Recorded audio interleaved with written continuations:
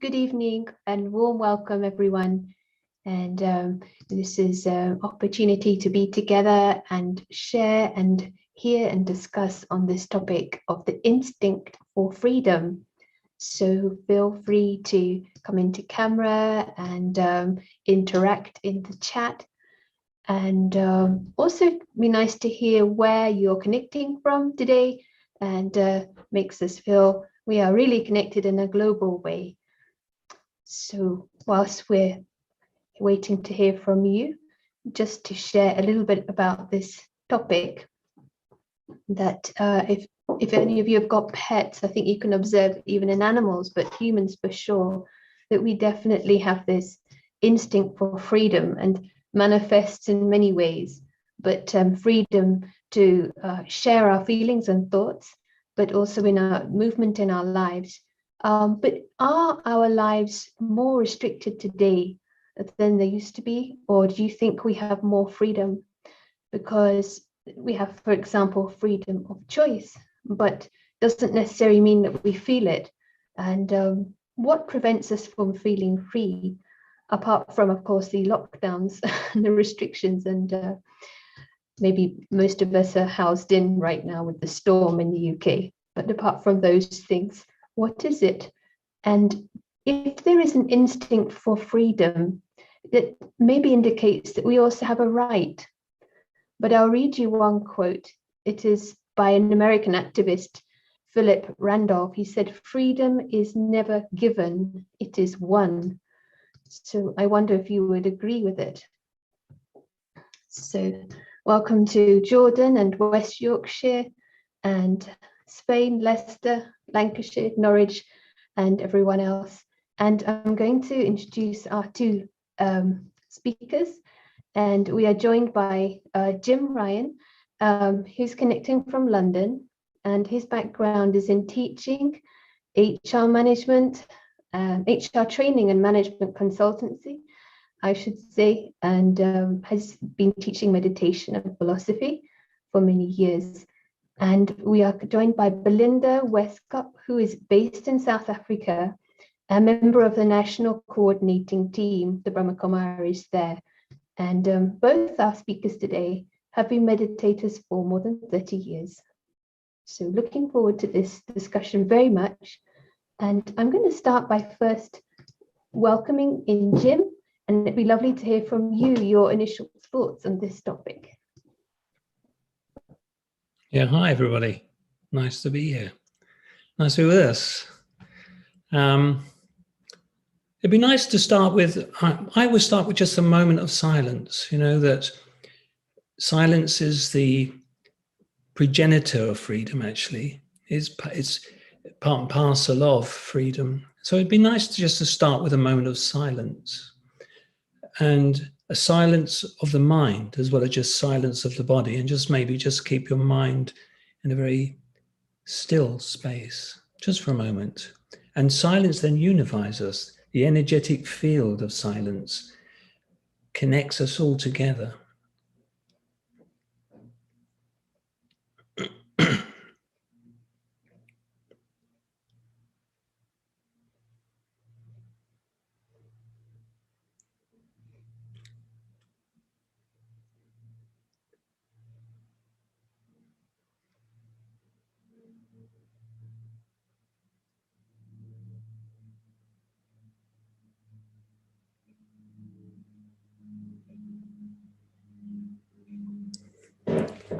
Okay, right. There's an interesting saying, that freedom is the oxygen of the soul. So no wonder why it's so highly prized. Is something that I think is part of us, isn't it?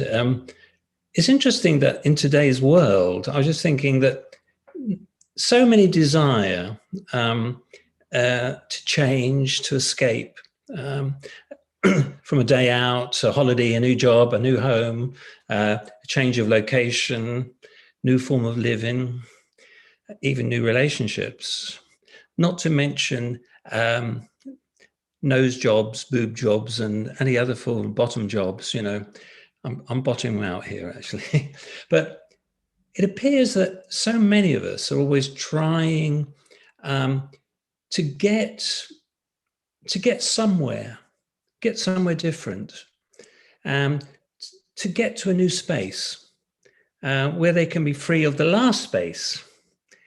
And when we encounter, it's kind of interesting, isn't it? When we encounter restriction or repression of any sort, we immediately try to remove it or move away from it. You know, maybe it's escape from a dominating partner, or overprotective parent, or children from the cloistering confines of their educational system, or societies or cultures that don't really cater for our needs, choices and so on.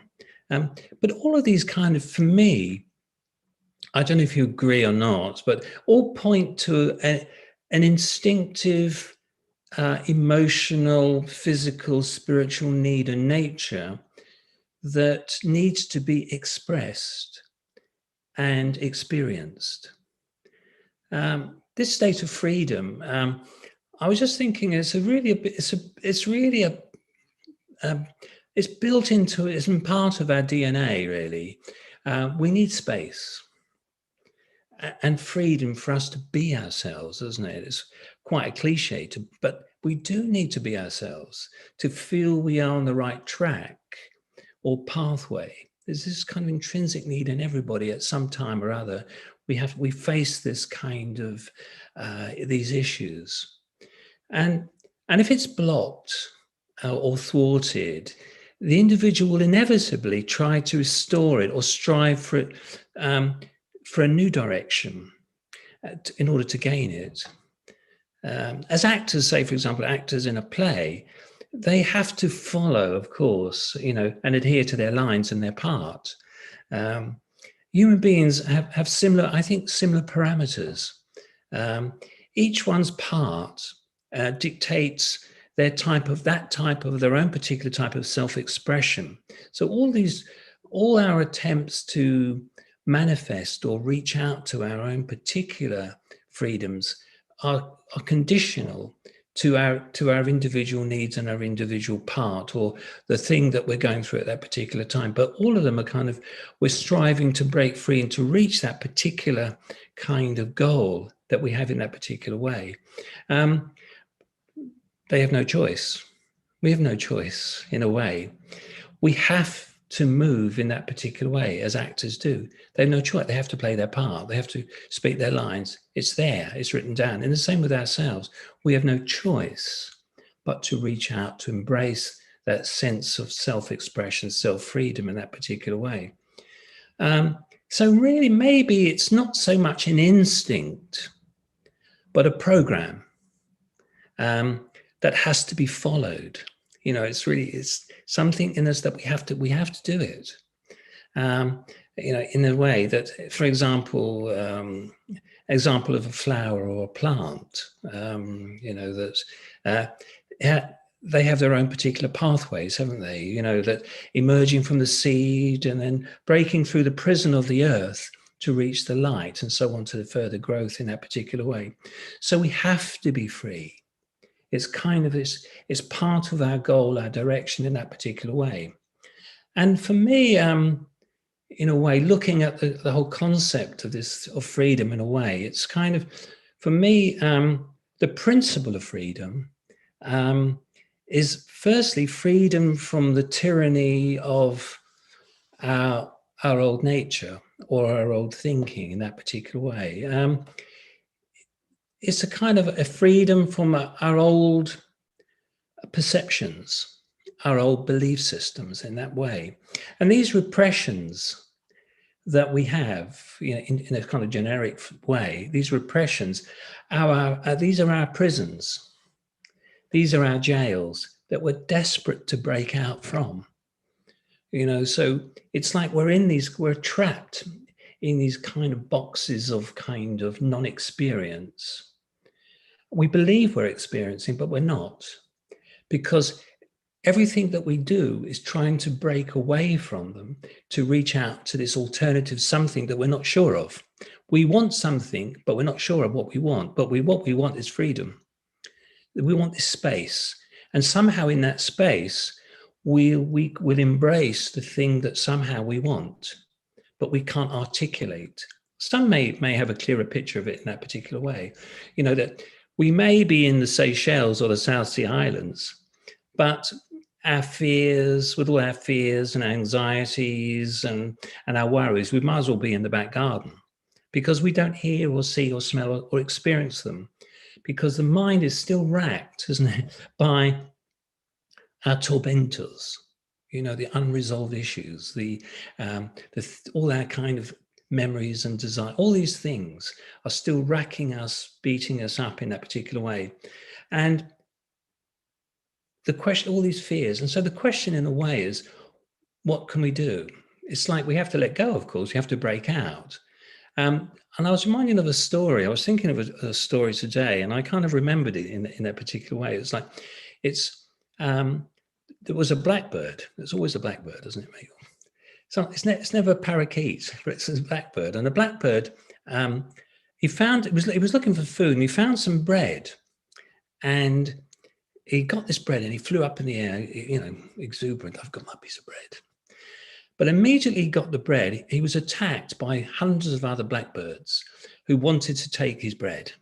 And everywhere the blackbird flew, he was harassed and mobbed by all the others. And everywhere he went, constantly, more and more birds were trying to take away his particular piece of bread. And eventually he had enough, you know, and he let go of the bread, and it fell to the ground. And as a result, immediately the sky was empty. There was all the other birds just completely left him.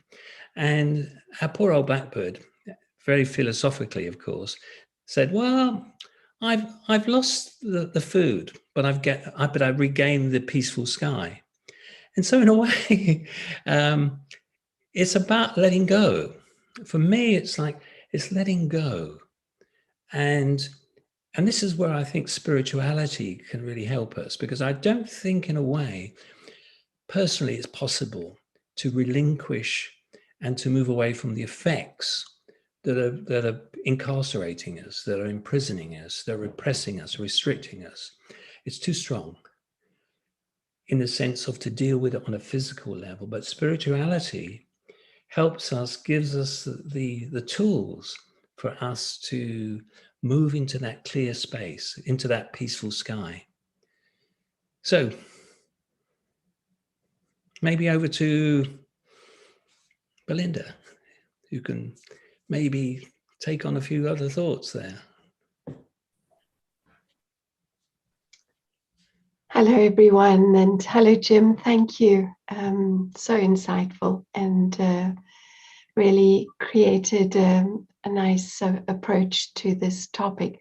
I really like this topic because, you know, instinct makes you feel that this is really something very fundamental to us, very essential. And of course, coming from South Africa, freedom in my lifetime has been a huge topic. I experienced the oppression of the vast majority of our population over many years. But then I also experienced the result of the success of the struggle for freedom. And of course, we've seen it in so many different ways throughout history. We saw it with Gandhi and India. It almost feels as if freedom, when it's denied, it is such an essential need in us to have it, that when it's absent, there's kind of a power that builds up. And that power is the force that ultimately brings change, which is absolutely inevitable because our need for freedom is so strong. But I also remember when reading Mandela's book, A Long Walk to Freedom, he describes how on that day of his release, so his personal release from prison, he was walking along the corridor towards the door that would then lead him to the gate of the prison. And in his mind was this realization that if he didn't leave behind him the bitterness and the hatred, that actually he would still be in prison. And I think that's a very powerful realization. And Jim, you also pointed to it in your introduction, that really it is this inner world where we experience the absence of freedom. There's also a quote that I found from the Buddha. I'll just read it. No one outside ourselves can rule us inwardly. When we know this, we become free. And I think this was really Mandela's realization that his physical freedom was one thing, but his inner freedom was something else. In the last 2 years, I had a personal experience where I found myself living in an environment that I sort of consistently and increasingly felt that I was being restricted. And it was a feeling that was so opposed to what I would like to experience. And I found myself really resisting this sense of restriction. And I realized how important it was for me to feel free.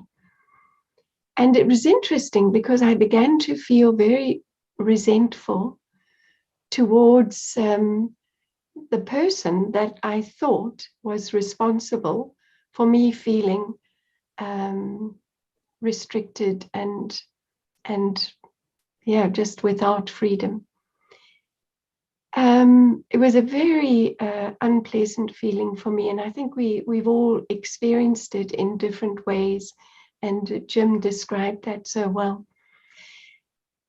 But I was thinking about it and looking for solutions, and I realized that it was a creation of my own inner world. And Jim, you touched on beliefs.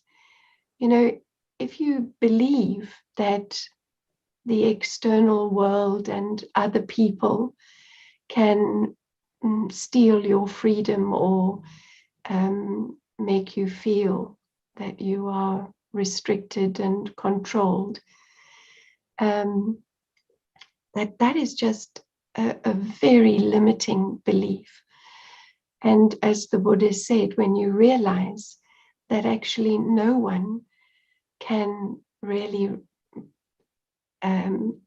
influence or affect your inner world. And so I really started to do some inner reflection and just seeing things within myself and understanding how I created this perception that someone was responsible for removing my freedom. And it was it was a very powerful experience and something I'm very grateful for, because I found myself ultimately in that place of peace, like the blackbird. I had got my inner peace back. And it was amazing, because it wasn't long after that everything in my life changed. There were new opportunities, and they also happened to bring about a change of environment as well. But it's incredible that when we realize that the transformation really needs to come from within us, then it's as if it releases something. Perhaps the lesson is learned and the energy is released, and then something else can happen. So that was a very special experience, and something that has helped me since I had that realization, to really catch myself in those moments when there's a tendency to blame or put the cause of feeling restricted and bound to something on the outside, but really to come back to the inner world, to that spirituality that Jim spoke about, that the inner world is in our hands, and it's really there that the true freedom exists for us. So let me stop there and see if we have any comments and questions. Over to you, Sarah. Well, I wonder if Jim has any comments on that, but just one of your examples, just to quickly mention, reminded me of that story of the monkey that is going for the nuts. I think this is How to Trap a Monkey. He put nuts in a hole, which is about the size of the wrist here, and then it goes for the nuts. It makes a fist and it can't get it out. So it is, he's not going to let go of the nuts, and he becomes trapped. So this was another image that came up. But it'd be lovely to hear, Jim, what is good any tale. response? The monkey, good tale. Yeah, I think it's true. It's interesting, isn't it, that we desire freedom, and we know, in a way, we kind of know what freedom is. But what happens is that even though we move into a kind of another space, we're continually trapped by another prison, isn't it? That, I mean, Belinda was talking about inner freedom. I mean, this is the only freedom. But what happens is that we're programmed, aren't we, by materialism and consumerism, that gives us all these images, all these kind of wonderful scenarios where people are happy, laughing, they're living in a kind of wonderful bubble. Everyone is in a kind of space where they seem to be happy and enjoying this contentment. And people say, that's the freedom I want. I want this I want this. Or they're in that lovely car or whatever. And in a way, this is the kind of the illusion that actually imprisons us even further, because when we reach out, we embrace it, we take it on board, and we realize it's just another prison. It hasn't freed us. And I think this is what we've got to contend with today, that the world of illusion is very powerful, is very subtle. And the moment we start moving the parameters, we start trying to push ourselves out, it creates other subtle traps, and the bars just getting further away. And I think in a way it's kind of understanding that, because we become disheartened, or we settle for what we've got and think, well, that's fine. And it becomes kind of a temporary kind of respite. But the respites become shorter and lesser and more painful as they fail us.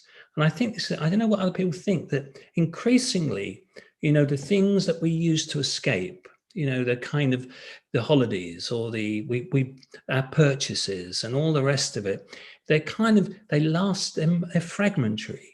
And eventually there's just nothing. And I think that what's going to happen in a way that we have to make a stand. You have to really realize that it's actually only by moving in the opposite way. This is kind of reverse psychology, isn't it? The world's saying you've got to go out, you've got to hold on to things, you've got to accumulate, you've got to bring all this into your world, and then you'll have what you need, and then you'll be really happy and free to do what blah blah. The ultimate kind of thing that it says is you've got to have money. Money will make you free, and so on. And I think really that spirituality really is. And also our own innate spirituality. We listen to the spirituality of others, isn't it? But our own innate feelings, our own pure nature is telling us, that if we go into nature, physical nature, and we envy the freedom, don't we? Envy the space of the trees and the woods, the endless ocean, and we yearn to be part of it, and because it's a teacher, it's telling us. You are this, you are that sense of silence, you are that unity, you are that wholeness. This is what you are. But because consciousness has been externalized, we then yearn to be part of it, but not within ourselves. And I think really this is the lesson that spirituality says, that within you, like as Belinda's saying, within us, is this wonderful world of silence. As we go into the inner dimension, as we go into inner space, into this inner silence, we find that escape, that we move away from the haranguing tormentors, as in Harry Potter, the Dementors, tormentors, and where we become we're liberated. I wonder if Belinda would like to share your experience of what Jim was saying, that prevalent culture is as if cleverly finding ways to get us back into this feeling of I want, I need, which makes us trapped in, I guess, hemmed in by our desires. Social media, very clever algorithms to get us into addictive habits. Do we have a choice not to get duped by this prevailing society consumerist model that Jim was speaking about? 50% off, Say it again. 50% off, it's worth it, Black Monday. Yeah. Black Tuesday. I don't know, is that something, Belinda, you mentioned it is, always a choice. It would be nice to hear if you have any comments. Yes, when I was listening to Jim, I was remembering an experience that a film director, a Hollywood film director, who had quite a life-changing experience. I think his name is Tom Shadyac, well-known film director. And he remembers his very first realization that, all the money and fame was actually not, it was not fulfilling him the way he expected it to. He describes how he eventually got his Hollywood mansion, and he was standing in this huge entrance with a sweeping staircase above his head. And he stood there and asked himself, why don't I feel the happiness that I thought I would? And it really describes what many of us have experienced, and often it's the disappointment that what we thought would bring us that freedom, but freedom is also connected with that happiness. We always think we'll be happy when we're free. And so I think it is something that we do experience, this sense of flatness, of feeling let down when we don't actually experience what we're anticipating. And I think that's such a good flag for us. And it really, really shows us that all these material trappings and, all the things that we're told that we should have, and then we will, be free. It is the great motivator to start looking at a deeper level. And I often hear people, who are interested in spirituality and are exploring, and they come to a point where they say there has to be more than this. And it's really because they just haven't experienced what they're looking for. And I think that was really what brought me to this spiritual exploration. It was this sense that the only time I felt happy was when I was out in nature, away from the cities. And I remember Sunday evenings driving back to the city and this terrible feeling of sinking feeling inside. And I thought, well, you can't always go out into nature to get that experience. And so it really provoked me to begin the spiritual journey and the inward search.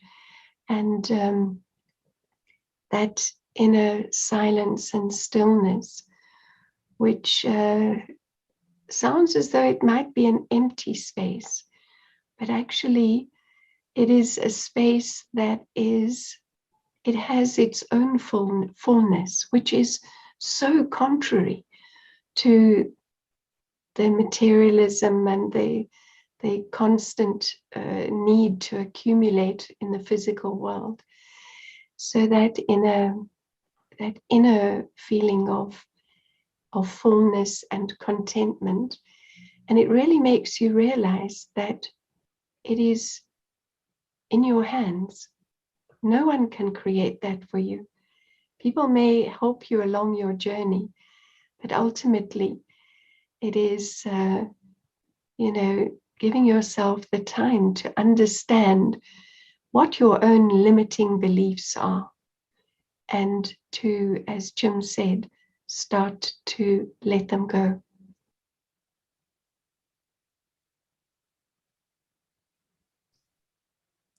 I had a very similar experience to you, actually, that I used to love going, I still do, but go for lots of walks. And I used to love the freedom, that nature gave, like it was freedom from my work, you sort of left that was one type of escape.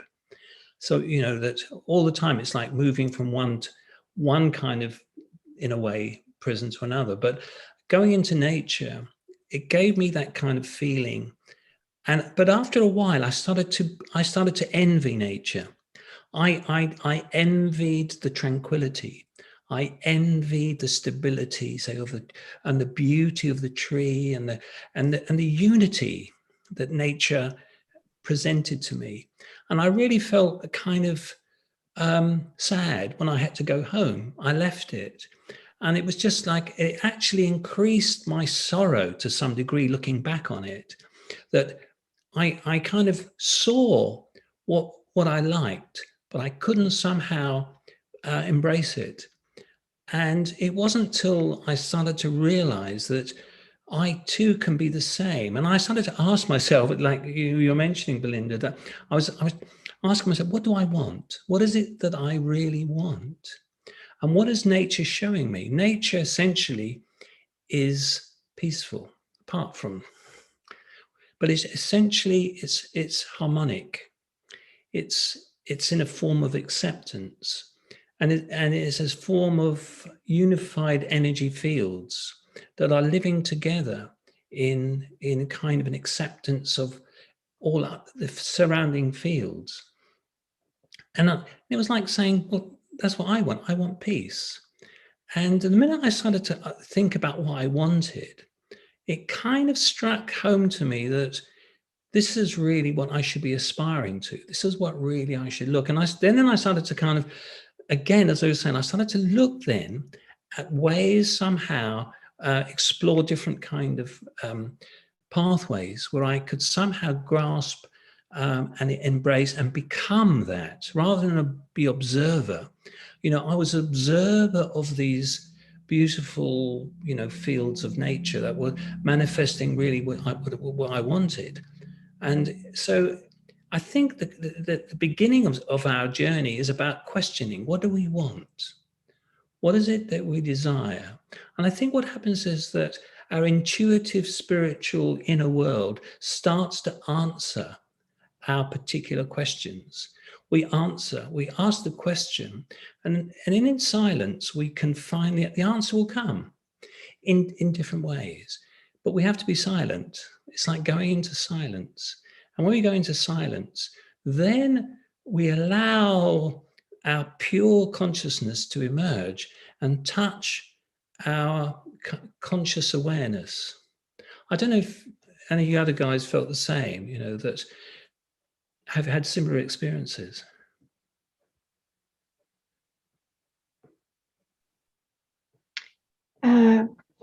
Yeah, so beautifully described. I think that you know, when we realize that this chasing after the material, or I mean, it's not only material possessions. It's perhaps sometimes relationships. It's trying to position yourself in some ideal situation.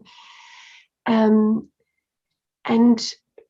when we start to realize that that is not going to bring us what we truly desire, I found that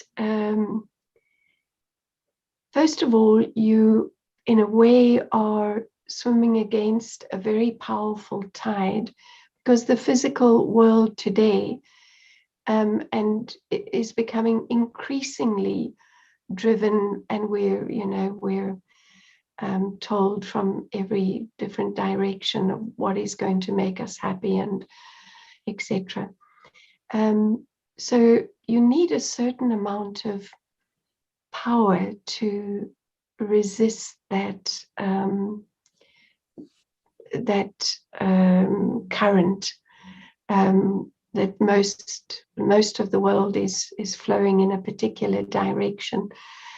And for me, it was a very encouraging and inspiring experience to realize that the moment you start to explore something that is so contrary, so it's so subtle compared to the grossness of the physical dimension, it comes with inner power, and that inner power is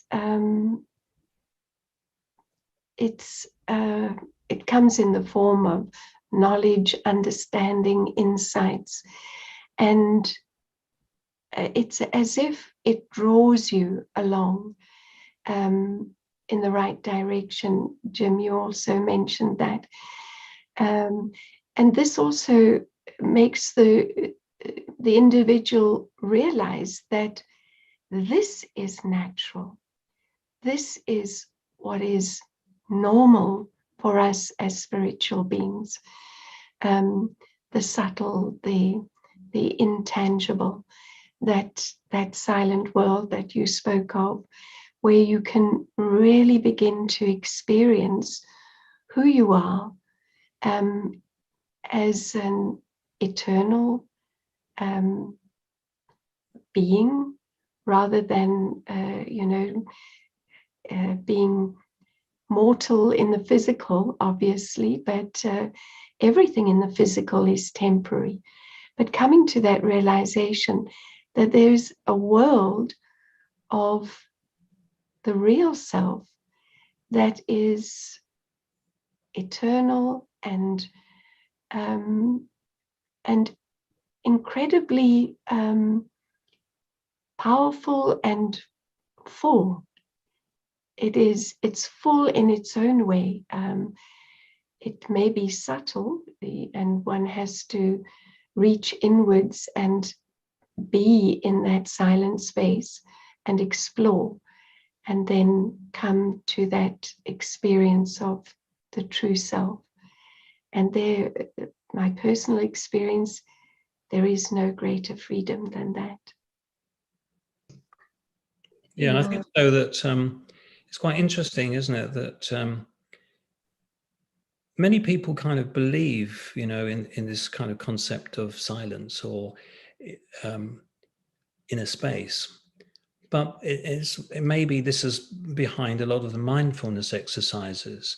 And mindfulness, in a way, is a temporary alleviation, I think, that it's again looking, it's like my walks into nature. I look at it, it gives me that tranquility, it gives me that release, that kind of soothing experience. But what happens is that automatically, the minute I kind of let go of that kind of visual connection or mental connection, my fears, my old memories, my attachment, desires, all pull me back. They're like clawing, jealous girlfriends or boyfriends, pulling you back. They need constant attention. They need constant focus. And the minute I let go, they're knocking at the door. And I think this is really the most difficult thing that we face today, the effect of all these kind of surrounding negative effects. And this is why that you were mentioning, isn't it, that we need to anchor our consciousness in a transcendental state. We need to go, I don't think we can deal with them individually. I think you could go to many therapists, you could go to many kind of psychological counseling scenarios to deal with your fears or your past memories and all it doesn't work. What we need is to be totally transcendental, to go beyond the effects, but anchor in the understanding and realization of our natural spiritual nature, of a spiritual being. And this immediately holds us in the present, doesn't it? It immediately anchors us and helps us to maintain this awareness in a natural way. And so all these kind of effects that we've struggled with in the past, each, all the battles and all the scenarios that they kind of engender are no more. We're just there, we're free. And I think, okay, you might say that's all right to say it, but to maintain that. And I think this is why we need the extra power of God's help, that extra spiritual energy that will empower us to maintain that awareness. Because we mentioned earlier, didn't we, Belinda, that our world is a vortex of negative energies, huge energies that are sucking themselves into this kind of to the oblivion of non-entity. But only God's energy will help us to stay above it and maintain that transcendental state, which is really, you could say, the angelic state. Angels remembered. I think it's a memory of human beings that are maintaining their spiritual consciousness above and beyond the negative effects of the disintegrating lower worlds. And so spirituality is really about how we can maintain that awareness, but not be influenced and affected. But at the same time, we can influence the natural worlds, the chaotic worlds, by our vibrations of good feelings and well-wishing and pure feelings and spreading vibrations of harmonic unity. I think this is probably the purpose, I would say, of going into freedom. It's not just a static state or just an escape that's self-indulgent, but it's where I think it's really about becoming proactive, where we can then deal with the things around us, but at the same time support and help our fellow brothers and sisters who are going through the hell that is around us at this present moment.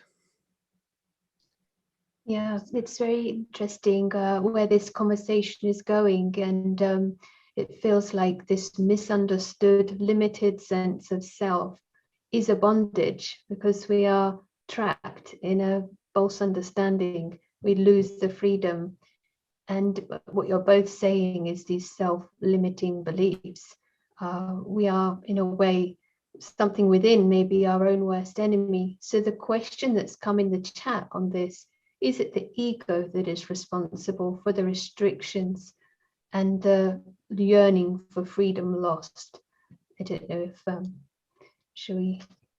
if Belinda wants to comment on that.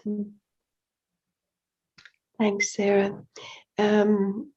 Just going back to the example of Mandela, you know, he realized that in his pursuit for freedom for the nation, he himself had to be free.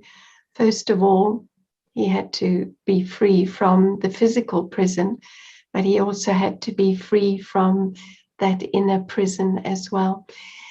And I think that the same applies to us. You know, we always talk about being free from something. And I think ultimately the freedom from the ego is, for me, the final freedom. Because if we look at the ego just simply as the false identity of the physical form and everything that goes with it, the attachments, the insecurities, really, of the ego. If we can truly be free from all those insecurities that come with the false self, then we come back to the true self, the original self, we can't even call it then free self, because I think freedom requires almost an opposite, doesn't it? There's bondage and there's freedom, or there's oppression and there's freedom. So we come eventually to that state which we don't even have to label free, but just you know, the gift of being able to identify when the ego takes over. And invariably we're able to identify it because it comes with some form of pain, and that pain could be hurt, it could be anger, so many different forms of pain, abandonment. The ego is always sort of tied into those kind of negative emotions. So just being able to identify when that takes over, I just find is such a important spiritual step, and then, you know, that recognition, it's a fairly simple process then to just tell yourself that is false and to drop it. And as we drop it, we also drop the pain that comes with it. And then we're able to see, almost as if the ego blocks the true self. The moment we can just drop that, then we catch a glimpse behind of I say the true self, but the beauty of that, the peace, the fullness, the purity, the joy, all of that that lies behind that. So yeah, the few thoughts on the ego. You know, one of them, I agree, everything you said is very beautiful, actually, that it's interesting that there's only one being that is beyond ego, which is God. And it's not, I feel it's not possible in a way to relinquish our ego. The ego, when we're in the physical form, there has to be an ego for us to operate in some form or other, but it's about a hurtful ego, isn't it, Belinda? It's like it's an ego that's aggressive or it's exclusive. And it's like when we come in front of God or bring God in front of ourselves in whatever manifestation that we feel comfortable with, God is a great light. And if we see our ego as like a candle, and then if we bring the candle in front of the sun, there's no comparison. And immediately, it's like the candle can't have ego over the sun. It doesn't make sense. It can't be. In the same way, when we come in front of God, bring God in front of us. If our ego will allow it, we have to. The ego will resist it, of course, because it knows it's kind of, you're bringing it to its doom. You're bringing it to its final moments, and so it will kind of talk to you and say, "No, I don't want to think about it. God doesn't need it." It'll try everything to sabotage its final moments. And so, in a way, when we come in front of God, the ego is transformed. It disperses. It becomes beneficial, because it realizes it's not God. That each one, we in one way, isn't it, that we think we're God in our own particular way for our own world and our own ideas and so on. And so we're all kind of mini gods. And coming in front of God, the great Son, our ego diminishes. And I think this is a good exercise, to do, just to bring ourselves in front of God and realize the immensity and the love and the benevolence and the wisdom and the insights that God has compared to our tiny little bit of awareness.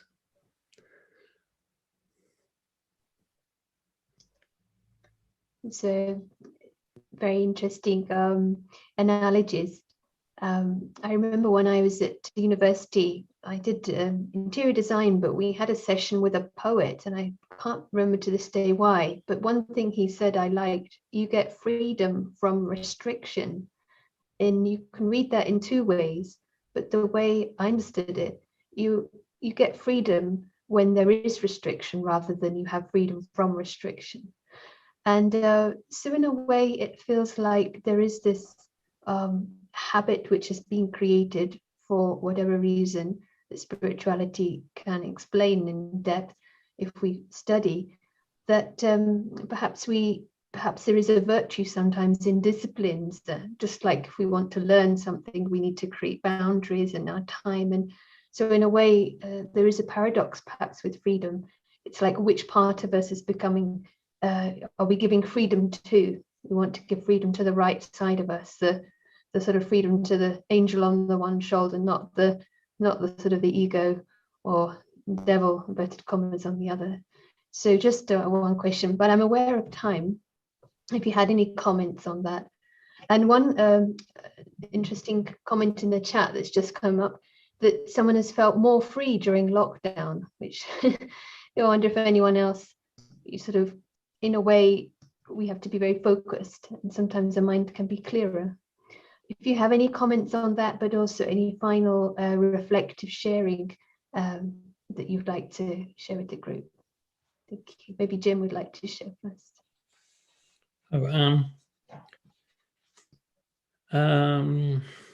I think in a way, lockdown, I don't know, that's a good point actually, isn't it? That what happened in lockdown is, I don't know, it's individual as well, but we find our own excuses and our own, create new prisons and new blocks and barriers. But I think it was a thing that helped us move away from the onslaught of materialism and consumerism, that, we didn't expose ourselves so much to that. And we kind of, I'm generalizing, of course. I mean, not everyone complied. I didn't comply to things, actually. I'm a bit naughty. I ignored it completely. But it kind of like it enabled us to be integrated, that we weren't dispersed into the kind of the greater world, that our energetic body wasn't part of our family or part of the material world or part of the kind of consumerist communication systems that's constantly bombarding us on TV and stuff. Although TV was still on the house and probably, I don't know, you probably made some people worse. But you can see what I'm trying to say is that it gave an opportunity for us to be more with ourselves, I think. And that's it's a way, an indicator that this is what meditation, or this is what silence, this is what introversion does. It enables us to withdraw and to integrate, to heal, to bring ourselves to a greater sense of wholeness and harmonic unity. And we're kind of piecing together our pure self, which has been destroyed and fragmented by our kind of crazy world outside. And I think this is really what spirituality is teaching us, isn't it? It's teaching us to be who we are and to maintain and hold that through God's help. And through God's energy, we can then create a holistic self, which then will be beneficial. Yeah, very nicely put. And how about you, Belinda? Any thoughts on this angle or topic, lockdown and freedom? Yes. Well, I think, as Jim said, it was a different experience for all of us. Some found it very difficult. Others found it amazingly liberating. And I think a lot of that has to do with the fact that we were not engaging to the same extent with the complexities that life can present us. But I just wanted to touch a little bit on what you said about the contradiction of freedom and discipline. And just for myself, I do find that when I create some spiritual disciplines for myself with regards to time for meditation, time for deep reflection, it becomes like a protection almost. That the discipline creates a space where we begin to see this real self, this true self, this self devoid of the ego. And as Jim has been saying, that also then enables us to understand God more deeply and beyond the perhaps more traditional perceptions of who God is and what he's doing, but coming into this subtle awareness that in a way is on the same wavelength as the divine. And it's like finding a true friend, someone on your side that has your best interests at heart. It's a beautiful experience. Thank you. Thank you. So this may be a nice opportunity as we have come to time. If Jim would like to share for maybe 2 or 3 minutes, anything that is helping to take us into that space that you spoke of silence and reflection. And after that, maybe a couple of minutes if Belinda would be happy to share. You want me to say some thoughts? Yeah. Yes, you mentioned earlier you like affirmations. If there's something, right, okay, I got you. Yeah. so sort of something, to close, that would be very nice. Yeah, I mean, just a few thoughts on affirmations. I think that affirmations are very important. I think, that for the mind, that the mind is, we've gone through a lot. Our dear old mind, we've been bombarded by wrong philosophy, wrong awareness, false everything. And so it's confused. It finds it very difficult to hold on to things. And so we need to be essenceful with what we put into our kind of awareness. And I think affirmations are really about that. It's about talking directly to your subconscious and enabling it to kind of accept these beneficial thoughts. And if we say it with feeling and with a loving approach, the mind doesn't feel it's under threat. The blocks that we have are all about threats, and we stop them. And so maybe a few thoughts on just very simple thoughts, because it is simple. So maybe just a few thoughts on this, to just say a few things to ourselves. For example, I am light. Just feel it. I am peace. I'm a spiritual energy. I am free and I'm separate. I am free of the past. I am free of old memory. I'm free of my fears.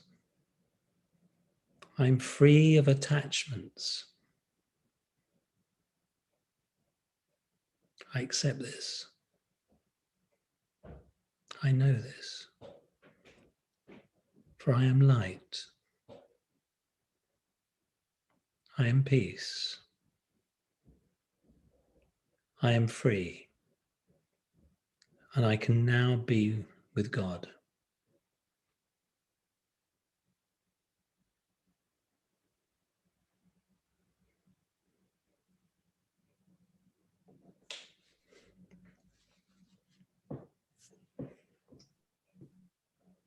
I think that's a beautiful ending. Thank you, Jim. I'm not going to add anything further.